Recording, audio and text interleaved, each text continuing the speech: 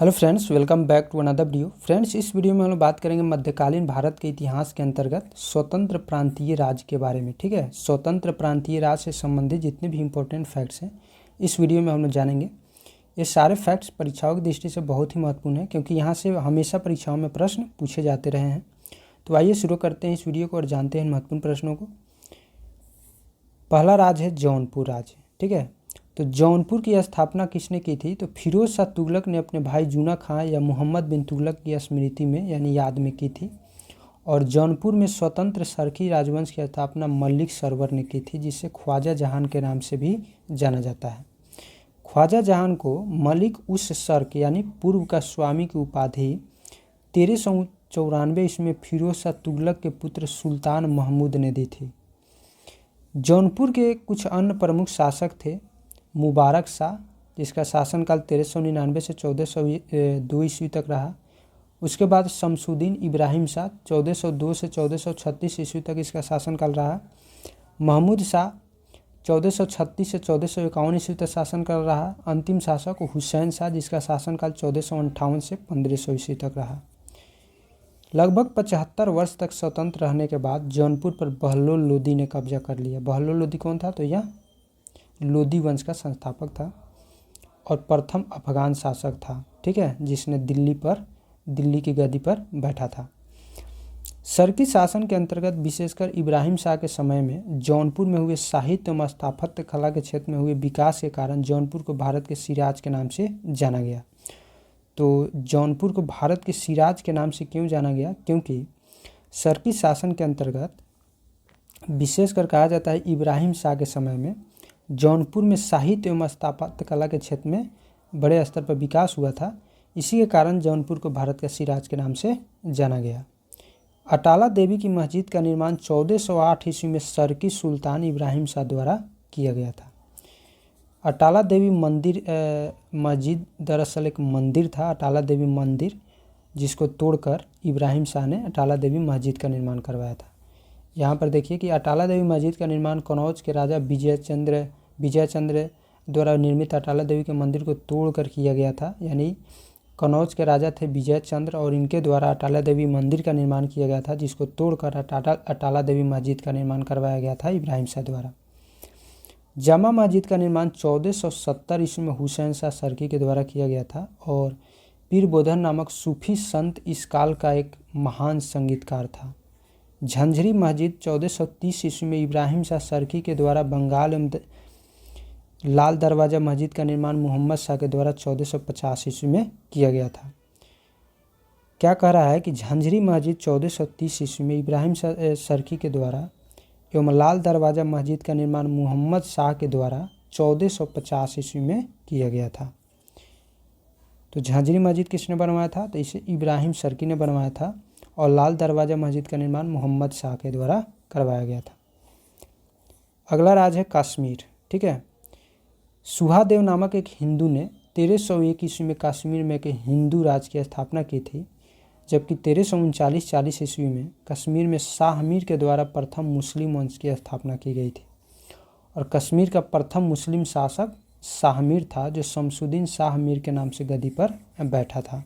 इसने अपनी राजधानी इंद्रकोट में स्थापित की थी, जो आगे चलकर अलाउद्दीन ने राजधानी इंद्रकोट से हटाकर अलाउद्दीनपुर यानी श्रीनगर में स्थापित की थी। हिंदू मंदिरों मूर्तियों को तोड़ने के कारण सुल्तान सिकंदर शाह को बुत किशन कहा गया। सुल्तान सिकंदर शाह का शासनकाल 1389 से 1413 ईस्वी तक रहा था। 1420 ईस्वी में जैनुल आबदीन सिंहासन पर बैठा। इसकी धार्मिक सहिष्णुता के कारण इसे कश्मीर का अकबर कहा जाता है। कई बार परीक्षाओं में पूछा जा चुका है कश्मीर के अकबर किसे कहा जाता है?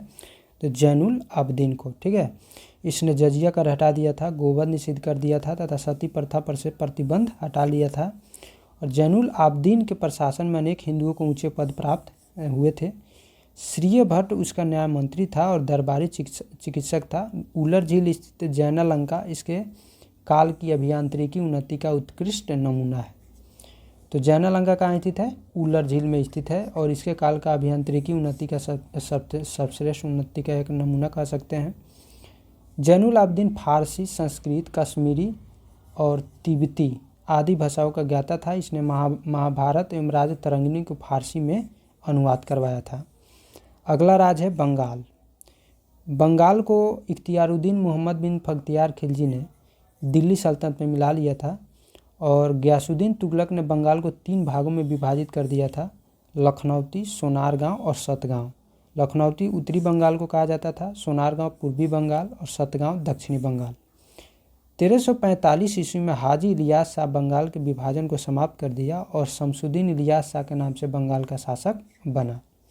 पांडुआ में अदीना मस्जिद का निर्माण 1364 ईस्वी में सुल्तान सिकंदर शाह ने करवाया था और बंगाल का शासक गयासुद्दीन आजम शाह, जिसका शासनकाल 1389 से 1409 ईस्वी तक रहा, यह अपनी न्यायप्रियता के लिए बहुत ही प्रसिद्ध थे। अलाउद्दीन हुसैन शाह, जिसका शासनकाल 1493 से 1518 ईस्वी तक रहा, इसने राजधानी को पांडुआ से गौड़ स्थानांतरित किया था। महाप्रभु चैतन्य अलाउद्दीन के समकालीन थे और अलाउद्दीन ने सत्यपीर नामक आंदोलन की शुरुआत की थी। ठीक है, सत्यपीर नामक आंदोलन की शुरुआत किसने की थी? अलाउद्दीन ने। मालाधर बसु ने अलाउद्दीन के शासनकाल में ही श्री कृष्ण विजय की रचना कर गुणराज खान की उपाधि धारण की थी और इनके बेटे को सत्यराज खान की उपाधि दी गई थी। नासिरुद्दीन नुसरत शाह ने गौड़ में बड़ा सोना एवं कदम रसूल मस्जिद का निर्माण करवाया था। किसने करवाया? नासिरुद्दीन नुसरत शाह ने। अगला राज्य है मालवा। दिलावर खान ने 1401 ईस्वी में मालवा को स्वतंत्र घोषित किया। दिलावर का पुत्र अलप खां हुसंग शाह की उपाधि धारण कर 1405 ईस्वी में मालवा का शासक बना और इसने अपनी राजधानी को धारा से मांडू स्थानांतरित किया था। मालवा में खिलजी वंश की स्थापना महमूद शाह ने की थी और गुजरात के शासक बहादुर शाह ने महमूद शाह द्वितीय को युद्ध में परास्त कर उसकी हत्या कर दी और मालवा को गुजरात में मिला लिया। मांडू के किले हिंडोला भवन या दरबार भवन का निर्माण हुसंग शाह ने करवाया था और इस किले में सर्वाधिक महत्वपूर्ण है दिल्ली दरवाज़ा। बाज बहादुर एवं रूपमती का महल का निर्माण सुल्तान नासिरुद्दीन शाह द्वारा करवाया गया था और जहाज महल का निर्माण सुल्तान गयासुद्दीन खिलजी ने मांडू में करवाया था। कुश्क महल को महमूद खिलजी ने फतेहाबाद नामक स्थान पर बनवाया था। नेक्स्ट राज्य है गुजरात। गुजरात के राजा कर्ण को पराजित कर अलाउद्दीन ने यानी अलाउद्दीन खिलजी ने 1297 ईस्वी में इसे दिल्ली सल्तनत में मिला लिया था और 1391 ईस्वी में मोहम्मद शाह तुगलक द्वारा नियुक्त गुजरात का सूबेदार जफर खान ने सुल्तान मुजफ्फर शाह की उपाधि धारण कर 1407 ईस्वी में गुजरात का स्वतंत्र सुल्तान बना था। गुजरात के प्रमुख शासक थे अहमद शाह, जिसका शासनकाल 1411 से 52 ईस्वी तक था। महमूद शाह बेगड़ा 1458 से 1511 ईस्वी। बहादुर शाह, जिसका शासनकाल 1526 से 1537 ईस्वी तक रहा था। उसके बाद अहमद शाह ने असावल के निकट साबरमती नदी के किनारे अहमदाबाद नगर बसाया था और पाटन से राजधानी हटाकर अहमदाबाद को राजधानी बनाया था। किसने? अहमद शाह ने।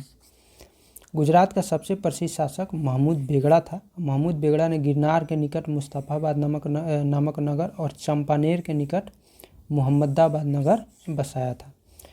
अगला स्वतंत्र राज्य है मेवाड़। अलाउद्दीन खिलजी ने 1303 ईस्वी में मेवाड़ के गुहलत राजवंश के रत्न सिंह को पराजित किया और मेवाड़ को दिल्ली सल्तनत में मिला लिया। गुहलत वंश की एक शाखा सिसोदिया वंश के हमीर देव ने मोहम्मद तुगलक को हराकर पूरे मेवाड़ को स्वतंत्र कर लिया था। राणा कुंभा ने 1448 ईस्वी में चित्तौड़ में एक विजय स्तंभ की स्थापना की थी। खानवा का युद्ध 1527 ईस्वी में राणा संगा एवं बाबर के बीच हुआ था, जिसमें बाबर विजयी हुआ था। ठीक है, यहाँ सॉरी बाबर विजयी हुआ था। मेवाड़ की राजधानी चित्तौड़गढ़ थी। जहांगीर ने मेवाड़ को मुगल साम्राज्य में मिला लिया। किसने? तो जहांगीर ने मेवाड़ को मुगल साम्राज्य में मिलाया था। बहुत ही इंपॉर्टेंट है। अगला राज्य है खानदेश। तुगलक वंश के पतन के समय फिरोज शाह तुगलक के सूबेदार मलिक अहमद राजा फारूकी ने नर्मदा एवं ताप्ती नदियों के बीच 1382 ईस्वी में खानदेश की स्थापना की थी और खानदेश की राजधानी बुरहानपुर थी। इसका सैनिक मुख्यालय असरीगढ़ था और 1601 ईस्वी में अकबर ने खानदेश को मुगल साम्राज्य में मिला लिया। तो फ्रेंड्स, आई होप ये वीडियो आपको पसंद आया होगा। फ्रेंड्स, अगर वीडियो अच्छा लगे तो प्लीज़ वीडियो को लाइक कीजिए, शेयर कीजिए और चैनल को सब्सक्राइब कीजिए। फिर मिलते हैं हम लोग नेक्स्ट वीडियो में नेक्स्ट टॉपिक के साथ। तब तक के लिए जय हिंद।